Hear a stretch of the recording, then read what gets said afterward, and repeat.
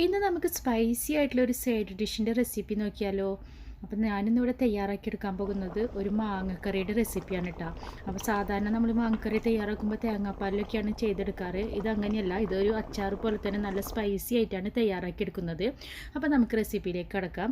ഞാനിവിടെ 4 മാങ്ങയാണ് എടുത്തിട്ടുള്ളത് കേട്ടോ. മാങ്ങ നമുക്ക് എത്ര ആവശ്യമുണ്ടോ അതിനനുസരിച്ച് മാങ്ങ എടുക്കാം. അപ്പോൾ ഞാനിപ്പോൾ ഇവിടെ 4 മാങ്ങ വെച്ചിട്ടാണ് ചെയ്യുന്നത്. അപ്പോൾ ഈ മാങ്ങ നല്ലപോലെ കഴുകിയതിന് ശേഷം നമുക്കിത് അത്യാവശ്യം വലിയ പീസാക്കിയിട്ട് മുറിച്ചെടുക്കാം കേട്ടോ. അപ്പോൾ ഞാനിപ്പോൾ ഇവിടെ മാങ്ങ ഇങ്ങനെ 2 പീസാക്കിയിട്ട് മാത്രം മുറിച്ചെടുക്കുന്നുള്ളൂ. അതേപോലെ തന്നെ മാങ്ങ മുറിച്ച് എടുത്തതിന് ശേഷം ഇവിടെ മാങ്ങണ്ടി ഞാനിവിടെ കളയുന്നില്ല കേട്ടോ. മാങ്ങണ്ടിയും കൂടി ഈ കറിയിലേക്ക് ഞാനിവിടെ ഇട്ട് കൊടുക്കുന്നുണ്ട്. അപ്പോൾ നമ്മുടെ മാങ്ങയൊക്കെ ഇപ്പോൾ ഇവിടെ മുറിച്ച് തയ്യാറാക്കി എടുത്തിട്ടുണ്ട്. ഇനി നമുക്ക് വേറെ കുറച്ച് ഇൻഗ്രീഡിയൻസും കൂടി നമുക്ക് തയ്യാറാക്കി എടുക്കണം. നമുക്ക് ഒരു കഷ്ണം ഇഞ്ചി അതേപോലെ തന്നെ തൊലി കളഞ്ഞതിന് ശേഷം നമുക്ക് ചെറുതായിട്ടൊന്ന് മുറിച്ചിട്ടിടാം. അതേപോലെ തന്നെ നമുക്ക് ആവശ്യം ഒരു കുടം വെളുത്തുള്ളിയാണ്. വെളുത്തുള്ളി ഒരു കുടത്തിന് പകരം നമുക്ക് വേണമെങ്കിൽ 2 കുടം വെളുത്തുള്ളിയൊക്കെ ഇട്ട് കൊടുക്കാം കേട്ടോ. വെളുത്തുള്ളിയുടെ ഫ്ലേവർ ഇഷ്ടമുള്ളവരാണെങ്കിൽ 2 കുടം വെളുത്തുള്ളി ഇട്ട് കൊടുത്തു എന്ന് വെച്ചിട്ട് പ്രശ്നമൊന്നുമില്ല. അതേപോലെ തന്നെ വെളുത്തുള്ളി നമ്മൾ തൊലി കളഞ്ഞതിന് ശേഷം നമ്മൾ അങ്ങനെ തന്നെ ഇട്ട് കൊടുക്കുകയാണ്. വെളുത്തുള്ളി നമ്മൾ മുറിക്കണമൊന്നുമില്ല കേട്ടോ. അപ്പോൾ നമുക്ക് ആ വെളുത്തുള്ളിയും കൂടി കഴിക്കാനായിട്ട് നല്ല ടേസ്റ്റ് ആയിരിക്കും. പിന്നെ പച്ചമുളക് ഞാനിപ്പോൾ ഇവിടെ വലിയ പച്ചമുളക് ആയതുകൊണ്ട് 2 എണ്ണം എടുത്തിട്ടുള്ളൂ. അതും നമ്മളിപ്പോൾ ഇവിടെ നെടുകെ കീറിയിട്ടോ അല്ലെങ്കിൽ ചെറിയ പീസാക്കിയിട്ട് മുറിച്ചിട്ടോ ഇട്ട് കൊടുക്കാം. അപ്പോൾ പച്ചമുളക് നമുക്ക് എരിവിനനുസരിച്ച് കൂട്ടുകയോ കുറയ്ക്കുകയോ ഒക്കെ ചെയ്യാം. ഇതിപ്പോൾ അധികം എരിവില്ലാത്ത പച്ചമുളകാണ്. അപ്പോൾ അരിവൊക്കെ കുറച്ചും കൂടി വേണമെന്നുള്ളവർക്ക് 2 3 ഒക്കെ ഇട്ട് കൊടുക്കാം കേട്ടോ.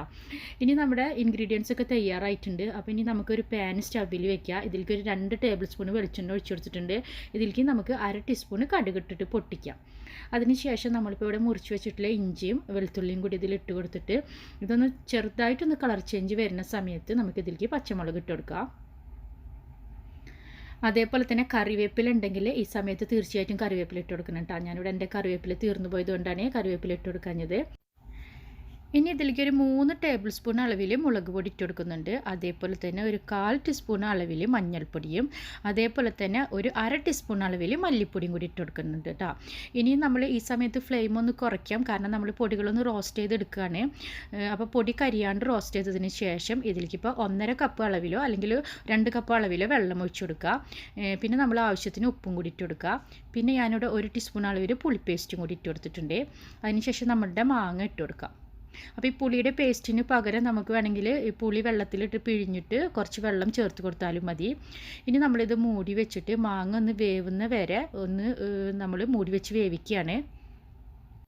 അപ്പം മാങ്ങ തൊലിയോട് കൂടിയിട്ടാണ് ഇട്ടിട്ടുള്ളത്. അതുകൊണ്ട് തന്നെ മാങ്ങ ഒന്ന് വെന്തതിന് ശേഷം നമ്മൾ ഒരു 5 മുതൽ 7 മിനിറ്റ് വരെ ഉള്ളിൽ മാങ്ങ നമുക്ക് വെന്ത് കിട്ടും. അപ്പോൾ നമ്മളൊന്ന് മൂടി തുറന്നതിന് ശേഷം ഇനി ഇതിലേക്ക് 2 ഇൻഗ്രീഡിയൻറ്റും കൂടി ചേർക്കണം. നമ്മൾ അച്ചാർ ഉണ്ടാക്കുമ്പോൾ ചേർക്കുന്ന പോലെ തന്നെ കുറച്ച് ഉലുവപ്പൊടിയും കൂടി അതേപോലെ തന്നെ കുറച്ച് കായം പൊടിയും കൂടി ഇതിൽ ചേർത്ത് കൊടുക്കുന്നുണ്ട്. അപ്പോൾ 1/4 ടീസ്പൂൺ അളവിൽ ഉലുവ പൊടിച്ചതും അതേപോലെ തന്നെ 1/4 ടീസ്പൂൺ അളവിൽ കായം പൗഡറും കൂടി ഞാനിതിലേക്ക് ചേർത്ത് കൊടുക്കുന്നുണ്ട്. അപ്പോൾ ഇതിന് നല്ലൊരു ഫ്ലേവർ ഉണ്ടായിരിക്കും. അപ്പോൾ അതിന് വേണ്ടിയിട്ടാണ് ഞാനിവിടെ ചേർത്ത് കൊടുക്കുന്നത് കേട്ടോ. പിന്നെ അതിനുശേഷം നമ്മൾ ഒന്നും കൂടിയും ഇളക്കി കൊടുത്തതിന് ശേഷം നമ്മൾ വീണ്ടും ഒന്ന് മൂടി വെച്ചിട്ട് ഒന്ന് വേവിച്ചെടുക്കണം. അപ്പോൾ നമ്മളിനി മൂടി വെച്ചിട്ട് ഒരു 2 3 മിനിറ്റ് ഒന്നും കൂടിയും ഒന്ന് വേവിച്ചെടുക്കുകയാണ്. അപ്പോഴേക്കും നമ്മളുടെ ഈ ഗ്രേവിയൊക്കെ ഒന്ന് തിക്കായി കിട്ടും. അപ്പോൾ നമ്മുടെ ഇവിടെ മാങ്ങക്കറി ഇവിടെ റെഡിയാണ്. അപ്പോൾ എല്ലാവരും ട്രൈ ചെയ്യണേ. അതുപോലെ തന്നെ വീഡിയോ കണ്ടതിനും ഇതുവരെ സപ്പോർട്ട് ചെയ്തതിനും എല്ലാവർക്കും ഒരുപാട് താങ്ക്സ്. വീണ്ടും പുതിയൊരു വീഡിയോയിലൂടെ പുതിയ റെസിപ്പിയിലൂടെ കാണാം.